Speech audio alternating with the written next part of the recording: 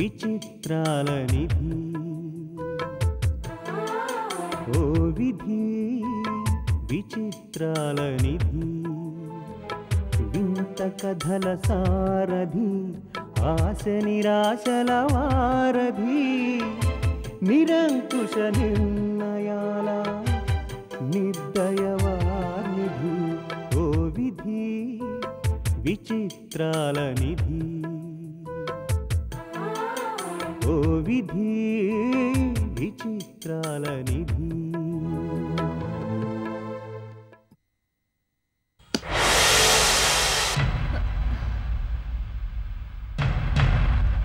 ఏంటలా కంగారు పడ్డారు?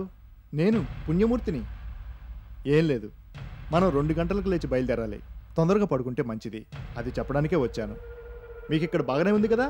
లేదంటే చెప్పండి, వేరే గదిలోకి మార్చేస్తాను. ఇక్కడ బాగానే ఉంది. సరే అయితే ఉదయాన్నే వచ్చి లేపుతాను. Good night.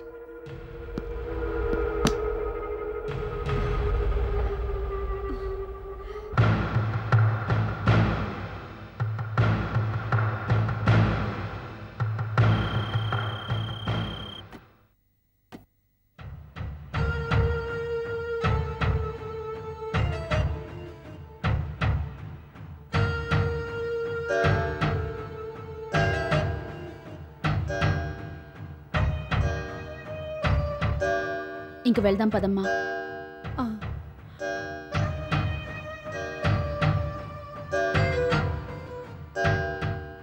భార్గవి, ఒకసారి బయట ఎవరైనా ఉన్నారేమో చూడమ్మా.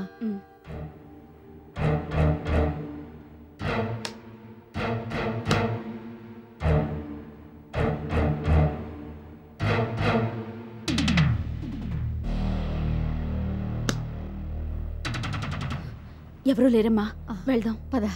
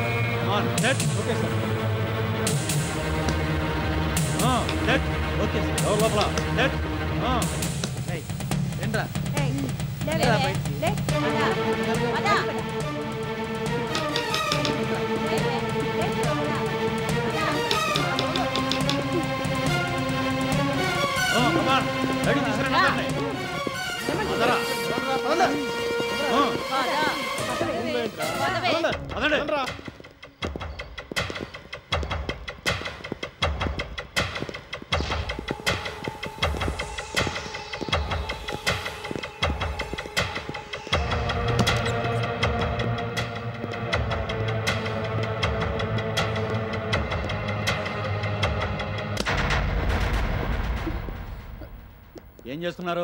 పదండి, పదా బయటికి. మాకేం తెలియదు బాబు. ఏమీ తెలియకుండానే కొంపలో ఉండి వ్యభిచారం చేస్తున్నావా? మేము అలాంటి వాళ్ళం కాదు బాబు. అవును, ఇద్దరు మహాపతివతలు కదా, ముఖాలు చూస్తేనే తెలుస్తుంది. వ్యభిచారం కాకపోతే ఇక్కడికి ఎందుకు వస్తారా మీరు?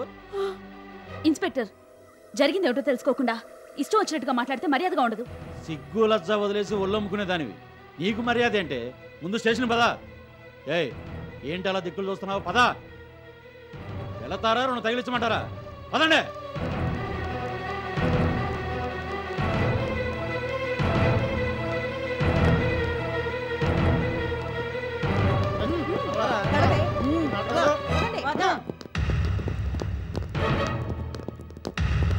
ఏంట్రా?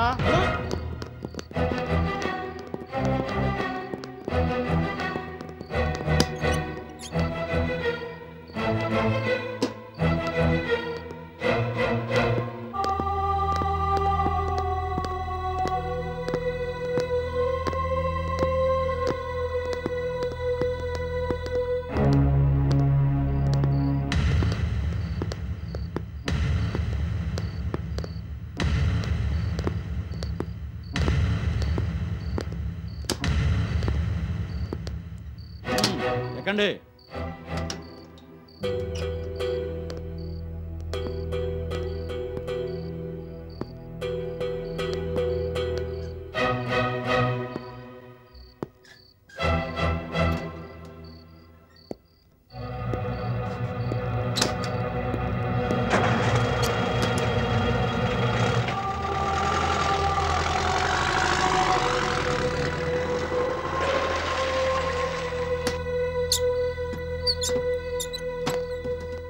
ఏంటి కొత్త పెళ్లి కూతురులో కూర్చున్నారు? దిగండి.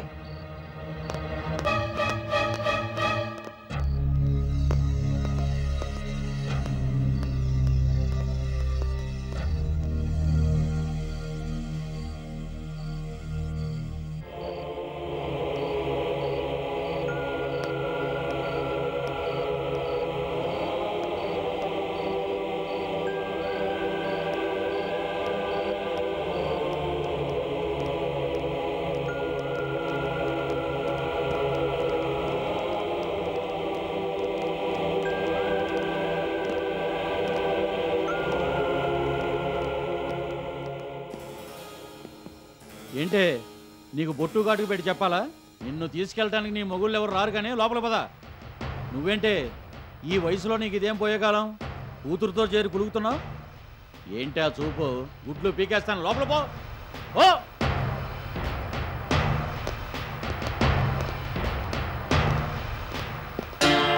ఇదిగో సార్, బయట జీపులో పుణ్యమూర్తి వాళ్ళ అమ్మ ఉన్నారు, వాళ్ళని వీళ్ళతో కలపకండి.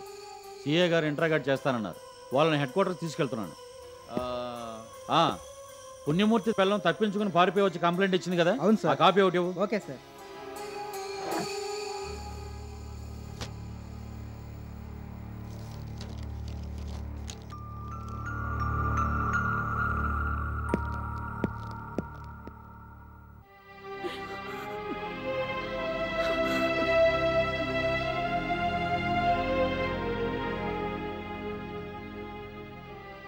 ఇదిగో అబ్బాయి, డబ్బులు ఇస్తాను గానీ చికెన్ బిర్యానీ తెప్పించు. ఎంచక్కా కబుర్లు ఆడుకుంటూ తిందాం. అబ్బాయి ఏంటే, ఆయన ఏమన్నా కుర్రాడా? అమ్మో అలా అనకే. ఎస్ఐ ఉన్నాడు గనక అలా ఉన్నాడు గాని, లేకపోతే నిన్ను నన్ను రెక్కించుకుని పక్కకు లాగేసేవాడు. వాళ్ళ ఎస్ఐ మాత్రం తక్కువ, పైకాల అరుస్తాడు గాని పక్కకి పిలిచి కన్ను కొడతాడే.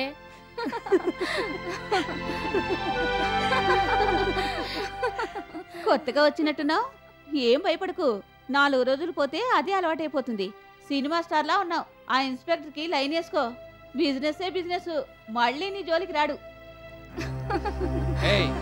సరసాలాపి ఎవరు మూసుకొని పడుకోండి. రేపు పొద్దుటే కోర్టుకు వెళ్ళాలి. ఏముంది, కోర్టుకు వెళ్తాం, ఫైన్ కడతాం, తిరిగి వచ్చేస్తాం, మామూలేగా.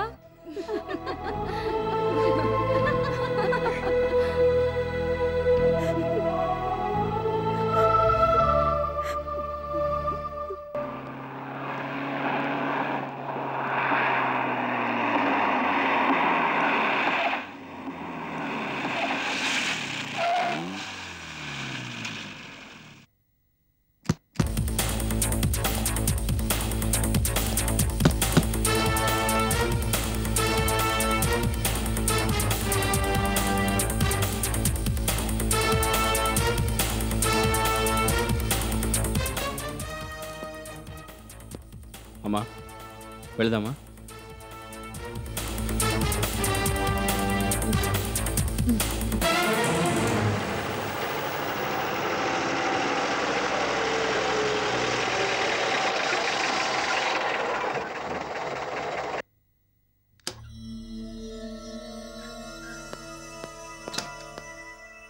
పెళ్లి కూతురులా అలా కూర్చుంటారేంటి? దిగండి.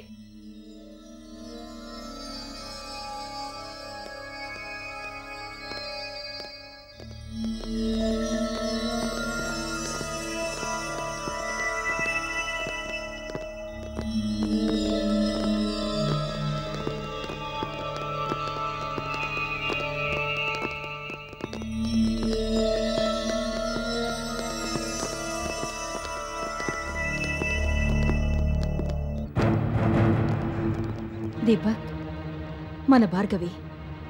భార్గవి,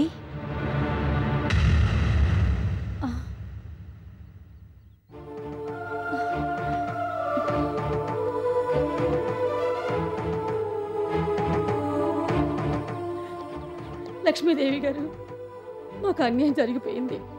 పెళ్లి పేరుతో మమ్మల్ని ఇందులో ఇరికించి మోసం చేశారు. మాకే పాపం తెలియదు. మమ్మల్ని ఎలాగైనా ఇందులోంచి మీరే బయటపడేయాలి, లేదంటే భార్గవి బ్రతుకు సర్వనాశనం అయిపోతుంది. మమ్మల్ని ఎలాగైనా రక్షించండి అమ్మా, రక్షించండి.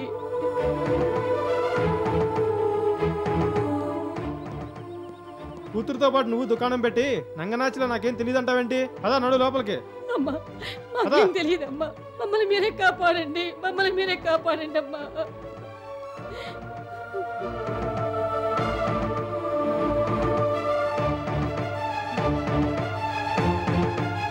కాశీ, మేడం అసలేం జరిగిందో కనుక్కొనరా. అలాగే మేడం.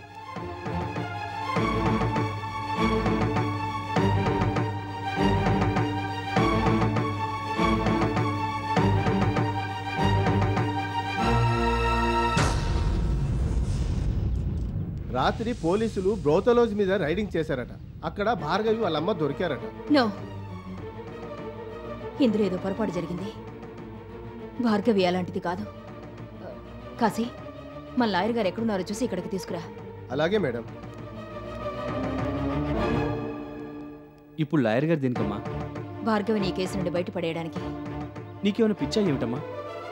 భార్గవి గురించి తెలుసు కూడా వాళ్ళని సేవ్ చేస్తానంటావేంటి? ఏదో పాడు పని చేసి తల్లి కూతుళ్ళు దొరికిపోయి ఉంటారు. అందులోంచి తప్పించుకోవడానికి ఏడుస్తూ నీ ముందు భార్గవి తల్లి తెగ నటించేస్తే అది నిజమని నమ్ముతున్నావా? దీపక్, నా మీద ఎందుకమ్మా అరుస్తావు? డబ్బు కోసం ఎంత నీచమైన పనికైనా దిగజారుతుంది భార్గవి. అది వాళ్ళ కొత్త కాదుగా. మనల్ని ఎంతలా మోసం చేసిందో అప్పుడే మర్చిపోయావా? లేదు, అన్నీ గుర్తున్నాయి. ఆ భార్గవే లేకపోతే ఈవేళ నువ్వు లేవన్న విషయం నువ్వే మర్చిపోయావు. ఏంటమ్మా నువ్వు అంటున్నది? అలా తెలియనట్టు అడుగుతావేం దీపక్? నువ్వీవేళ ప్రాణాలతో ఉన్నావంటే దానికి కారణం భార్గవి.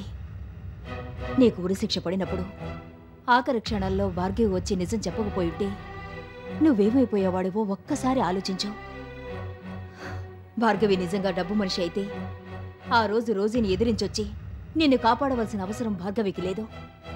రోజీ చెప్పినట్టే చేసుంటే భార్గవిని డబ్బులో ముంచేసేది. పార్ట్నర్షిప్ ఇచ్చో, తన కంపెనీలో ఎండీ పోస్ట్ ఇచ్చో స్టేటస్ పెంచేసేది. కానీ భార్గవిలో మంచితన మానవత్వం ఉండబట్టి అవన్నీ కాదనుకొని తన ప్రాణాలు కూడా తెగించొచ్చి నీకు ఉరిశిక్ష పడకుండా కాపాడింది. అందుకు కనీసం కృతజ్ఞత కూడా చెప్పలేదు మనం. అనవసరంగా భార్గవి క్యారెక్టర్ని అనుమానించి చులకనగా మాట్లాడుకో. అమ్మా, నువ్వు మంచిదాన్ని కాబట్టి ఎవరు ఎలాంటి తప్పుడు పనులు చేసినా, ఎంత నీచానికి దిగజారినా నీకు మంచివాళ్ళలాగానే కనిపిస్తారు. అయినా మనం వచ్చిన పని మానుకొని మనకు ఏ రకంగానూ సంబంధం లేని మనుషుల గురించి ఆలోచిస్తావెందుకమ్మా?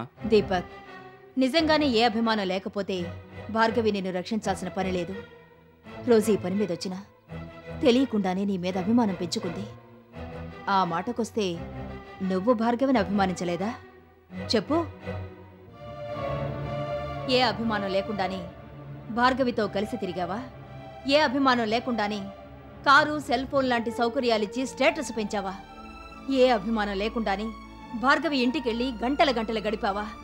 ఏ అభిమానం లేకుండానే చివరికి నన్ను కూడా కాదని ఇళ్ళొదిలి భార్గవి దగ్గరికి వెళ్ళడానికి సిద్ధపడ్డావా? ఇప్పుడు ఆ విషయాలన్నీ ఎందుకమ్మా? అవసరం కాబట్టే చెప్తున్నాను. పరిస్థితులు బాగోలేక భార్గవి రోజీ చెప్పిన పని చేయడానికి సిద్ధపడింది. తరువాత తను చేస్తున్నది తప్పని తెలుసుకుంది. కానీ అప్పటికే జరగాల్సిన అనర్థాలన్నీ జరిగిపోయాయి. ఆ విధంగా మన దగ్గర చెడ్డదైపోయింది. తన అవసరం తీరగానే రోజీ తెలివిగా భార్గవిని కిడ్నాప్ చేసింది. నువ్వే కిడ్నాప్ చేసి భార్గవిని చంపేశావని అందర్నీ నమ్మించి నీకు ఉరిశిక్ష పడేలా చేసింది. ఆ విషయం తెలిసి భార్గవి తన ప్రాణాల్ని పణంగా పెట్టి నీ ప్రాణాలు కాపాడింది. ఆ విధంగా రోజీకి చెడ్డదైపోయింది. ఏదెలా జరిగినా చివరికి నష్టపోయింది మాత్రం భార్గవే. మాట్లాడవే. భార్గవిని ఇంకా అనుమానిస్తున్నావా? డబ్బు మనిషి అనుకుంటున్నావా? పాపం భార్గవి జీవితంలో ప్రతి క్షణం మోసపోతూనే ఉంది. భార్గవితో ఏ రకమైన బంధం లేకపోయినా తను చేసిన త్యాగం నేనెప్పటికీ మర్చిపోలేను. భార్గవి మంచిదని నాకు తెలుసు. ఏ తప్పు చేయలేదని కూడా నాకు తెలుసు. ఈ పరిస్థితిలో భార్గవిని చూసి అన్నీ తెలిసిన నేను కూడా చూడనట్టు వదిలేలేను. నువ్వేవనుకున్నా సరే భార్గవిని ఇందులోంచి బయటపడేయాల్సిన బాధ్యత నాకుంది. నిజమేనమ్మా. భార్గవి తప్పు చేసినప్పుడు తనని అభిమానించాను. తప్పు తెలుసుకుని క్షమించమని అడిగినా అనుమానించాను. ఏదేమైనా భార్గవిని నేను పూర్తిగా అర్థం చేసుకోలేకపోయానమ్మా. నువ్వే కాదు దీపక్, ఏ మగాడు ఆడదాన్ని పూర్తిగా అర్థం చేసుకోలేడు.